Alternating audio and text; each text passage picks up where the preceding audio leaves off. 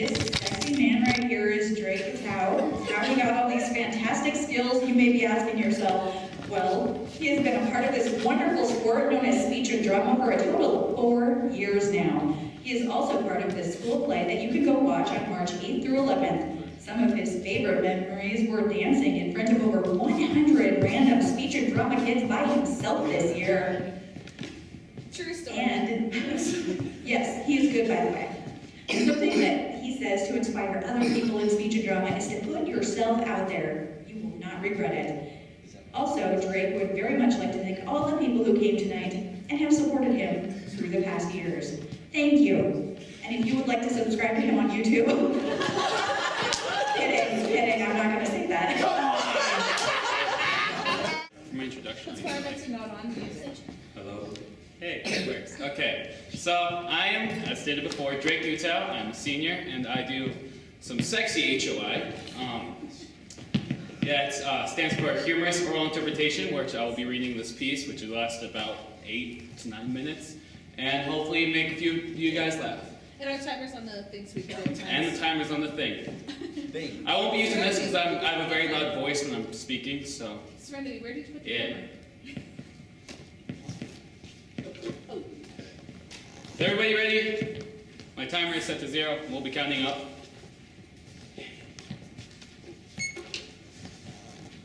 Cemetery Vandalism and the Regular Guy by Deborah Karczewski. I'm not really sure whose idea it was. Stan's, Axe's, or even mine. I don't remember any major discussion. What's cool about the guy is that we never really talk about anything. We just do. We just go. That's what's so great about the guys. If somebody gets an idea, and boom, we're off. And it doesn't matter which one of us got the idea either. It's like an unspoken code that we're, well, equal. In the real world, I guess Stan would be he'd be the geek. Axe would be the, what would they call him? Maybe the thug? Me? What would they call me? I'm smart, but not as nerdy as a geek. I'm not as intimidating as Axe, even though nobody messes with me. Hey, you know why they call him Axe? Well, his real name's Axelrod, but if anybody were to call him that, he'd chop you off at the knees. So what would I be labeled as? Come to think of it, I'm not really anything. I'm just regular. Man, how depressing. But in the group it doesn't matter, because we're all the same. Stan, Axe, me, we're all one, you see. Anyway, somebody thought it'd be a sweet check at the cemetery at midnight. I know. Been there, done that, you're thinking. But Stan, he always has the best ideas. He says, "We grab notes from the deceased and attach them to the headstones." What the hell are you talking about? Asked Axe. "We'll read the stones, then personalize the message to the survivors." Stan was laughing so hard that his glasses started to slip down his nose. Thank God for that big lump in his face that they would have fallen off altogether. Survivors? You mean like the TV show? Axe looked totally confused. "Calm down, big guy. Okay, let's pretend we read a tombstone that says something like, in memory of Joe Schmo, survived by his loving wife, Mabel. So we get a post-it and write, 'Dear Mabel, forget about your dentures, we're all toothless down here. Love, Joe.'" That's Stan. His brain should be preserved for future generations. So there we were. Post-it bandits. Post-it Zorros. Leaving our mark on every tombstone as we passed. Even Axe caught on after a while. His best one was, "Dear Henrietta, get that plumber out of my bed or he'll lose more than his toolbox." Everything was going great. Until we got to the news section. The place with the most recent graves. That part gave me the creeps. It was way in the back of the cemetery. The furthest from where we parked the car. It was dark too. Because it was bordered on woods ready to be cut down for more plots. The grounds was soft. I kept imagining my feet sinking deeper and deeper in the freshly plowed earth. Suddenly, I saw Stan freeze. In the moonlight, you could literally see the color rush from his cheeks to his neck. I followed his gaze, and there, still as could be, was a mysterious figure slumped over a fresh mound of earth. Holy crap! Gasped Axe. We bumbled over to the grave, clumping together like catatonic bumper cars. The mysterious figure was the back of a little old lady, obviously hugging earth and protecting what I could only imagine was her little old husband. Ma'am? I called softly. No answer. She was grieving too deeply to look up. Ma'am, do you need some help? Silence. Ma'am, is there somewhere we could walk you? It's really not safe out here this late. I looked at the other two guys. Why do you think she's answering? I whispered to Axe. Oh my god! She saw us with the Post-its! Axe exclaimed. I'm sorry, ma'am. We were just having fun. Look, we pulled them all off. Yeah, piped in Stan. See, we'll remove every last one. Honestly, we didn't mean to insult anybody. You should have seen us running around. Idiot maniacs. Plucking Post-its from one began to feel like armies of tombstones. Don't drop them, you morons, yelled Stan. That's littering. Well, what should we do with them? Whined Axe, who looked like Baby Huey ready to wet his pants. Here, just stick them in my jacket and I'll ditch them when I get home. See, ma'am, we're fixing everything. Honestly, we didn't mean any harm. For the next 10 minutes, we'd run around, grab some Post-its, stick them to Stan, run around and grab some more. Soon, Stan was looking like a shaky yellow bumblebee. Or a scrawny bear with jaundice. All of a sudden we heard, ah! Hex! Hex! Where are you? Are you okay? I panicked. Here! Down here! Brian! My leg! I've done something to my leg! Oh my god, Stan! I called. I think he's down there! We crept over to the edge of a huge hole. I guess there was going to be a funeral the next day because Axe, poor dim-witted Axe, had fallen into a freshly dug grave. The next few minutes were a blur to me. Somehow, nearly sliding into each other like 50 times, we managed to pull the hulk of an axe out of the earth. He was covered, no, plastered with dirt and limping in pain. Get me out of here! He moaned. Okay, I said, but not without the little old lady. I walked over to her, still hugging the earth, and knelt by her side. Ma'am, we fixed what you did to the cemetery, and my friend Axe here, really hurt his leg, and we really gotta go. Can we please drop you off somewhere? I put my hand on her shoulder and shook gently. She didn't move. Ma'am? I whispered as I turned her body over ever so gently. Holy crap! Bellowed Axe, the lady's two dull eyes looked up at the moon. She's dead! I yelled, jumping her as though I'd been burned. What do we do? Let's get the hell out of here! Yelled Axe, trying to run with his numb leg dangling behind him. Wait! We can't just leave her here like this, said a pale Stan. It'd be sacrilegious. Let's run and get some help, I suggested. No, insisted Stan. Have some respect, you two buffoons. What if a hungry animal came by? We've got to get to the car. It's the least we can do. Listen, I'm too small and Axe is in bad shape. Brian, you have to carry her. Are you out of your mind? I yelled. Brian, she looks like a sweet little old lady who spent her last few minutes hugging the earth that covered what she loved more than life itself. Are you really that heartless you can leave her here? Somebody's grandmother, for God's sake?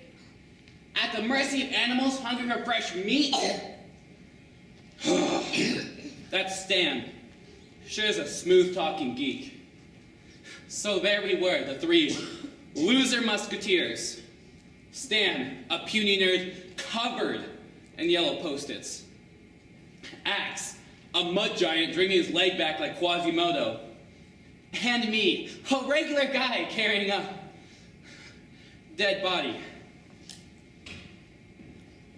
Halt! Put your hands over your heads! Don't take another step! Hands up, it's the police! The second the officer's flashlight blinded my eyes, the little old lady's head flew off and hit the ground. Ah! Okay. So it wasn't her head. It was only her wig. But if you would have seen the look on the officer's face, priceless! Well worth everything that's happened to us since. Would you give me a minute? Hey, Stan, can you pass your trash bag over here? Mine's getting full. Yo, Axe, tell the officer that time's just about up for today. Excuse me, ma'am. Can you not throw your gum wrapper on the road?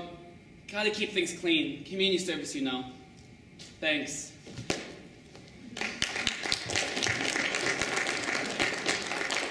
The time I got was 9:38. He's 17 and a senior. His parents are Carla and Roger Hunsley.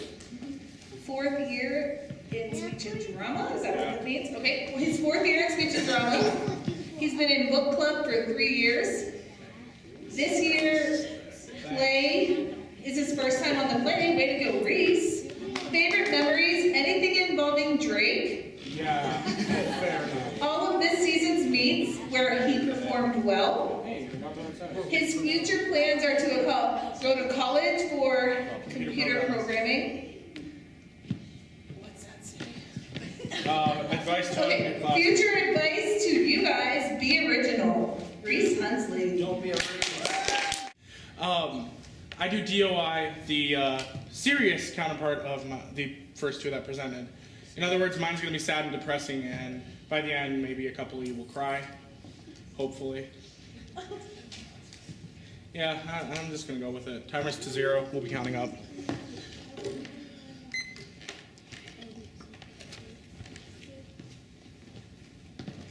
Depression is a serious problem, especially here in Montana. Our state currently is in the top 5 states with the highest suicide rate. My piece follows the story of a boy who suffers from depression and shows the effects that it can cause. An excerpt from Cracked by K.M. Walton. My parents are already gone when I wake up, though it's only 7:15.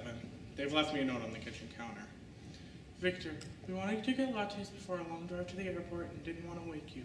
I'm sure you understand. The car service will drop Nana off between 8 to 8:30 this morning, so she'll be here when you get home from school. See to it that Jasmine stays out of her bedroom. You know she's allergic. Attached is a list of things I expect you to accomplish while we're away.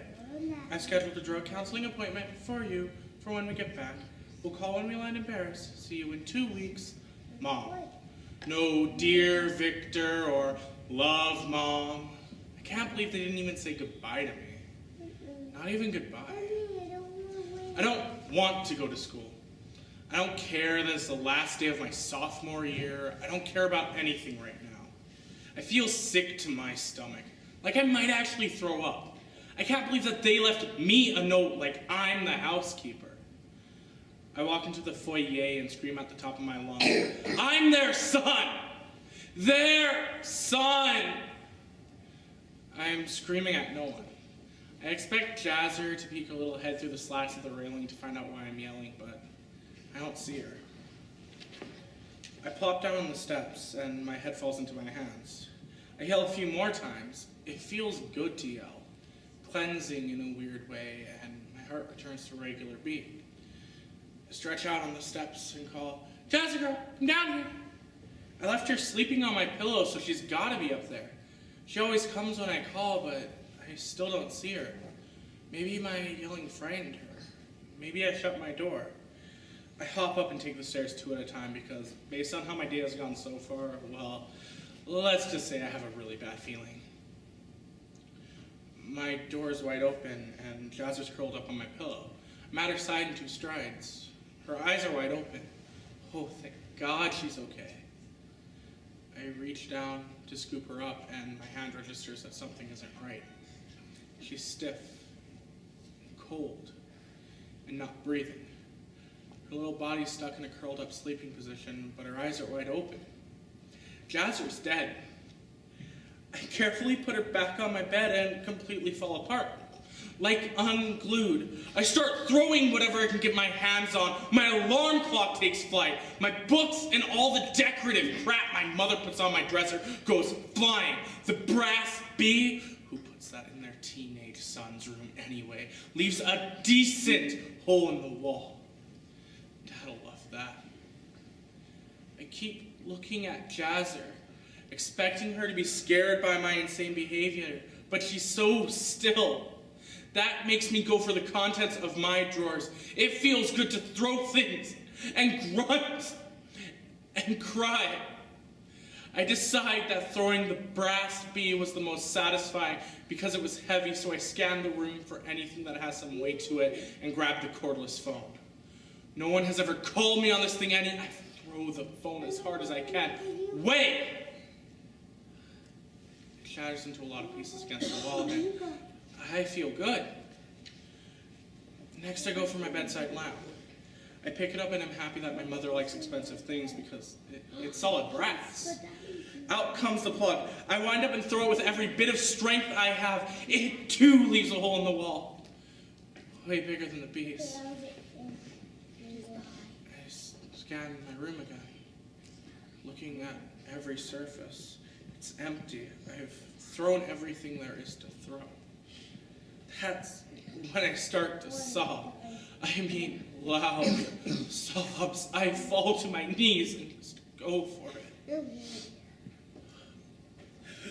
After my face is covered in my own pathetic weakness, and the sounds I make deteriorate into whimpers, I know I have nothing left.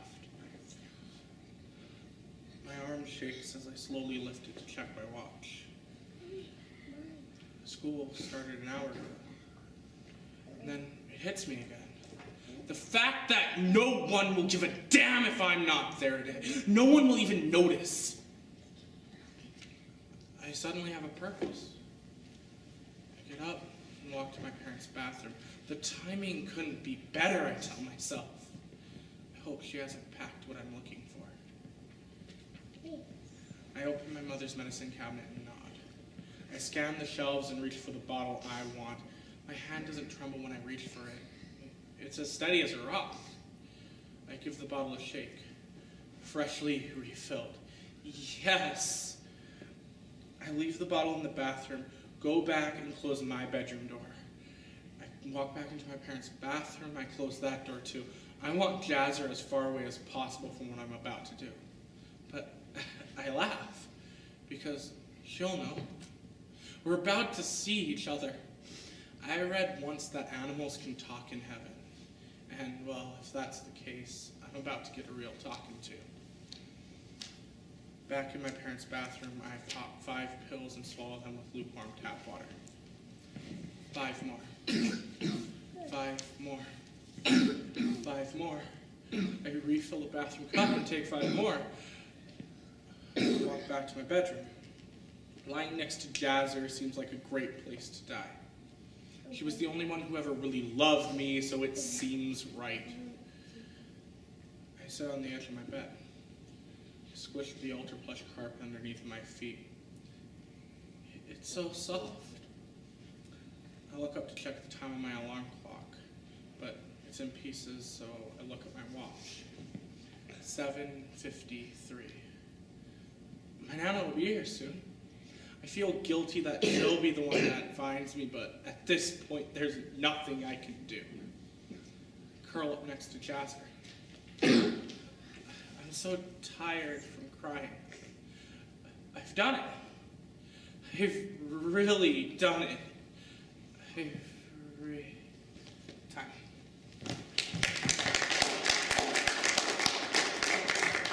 My time was 7:08. Good job, Reece.